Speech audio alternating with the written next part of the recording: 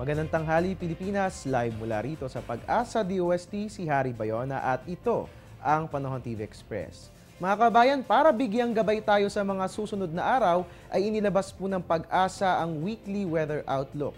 Ayon nga po rito, bukas November 3, magsisimulang umiral ang easterly winds o ang mga hangin galing sa silangan. Diyan po yan sa eastern section ng Luzon at ganoon din yan sa eastern section ng Visayas. Generally speaking, fair weather naman ang maaasahan sa kalakhang bahagi ng ating bansa.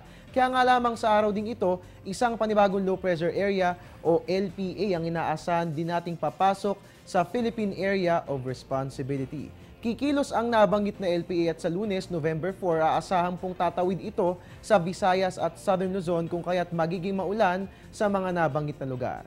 Kasabay ng paggalaw ng LPA, iiral din po ang hanging amihan, dyan po yan sa may Ilocos, Cordillera, Cagayan Valley at Aurora kung kaya't asahan po natin ang isolated light rains. November 5, Tuesday, inaasahang lalabas na po patungo sa West Philippine Sea ang low pressure area pero ganoon pa man, mag-iiwan pa rin ito ng mga pag-ulan sa Metro Manila at sa ilang mga lugar. Dyan po yan sa Mimaropa region.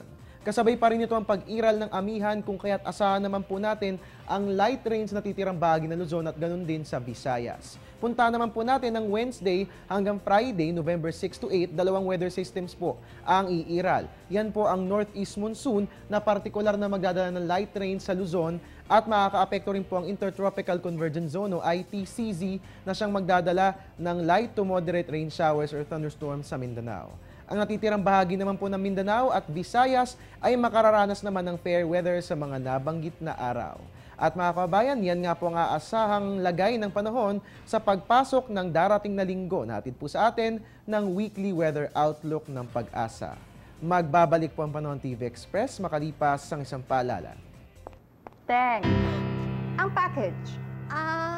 Ma'am, sabi ng Air 21 on the road na. Ano, Teng? Ang package. Ma'am, sabi ng Air 21 na receive na.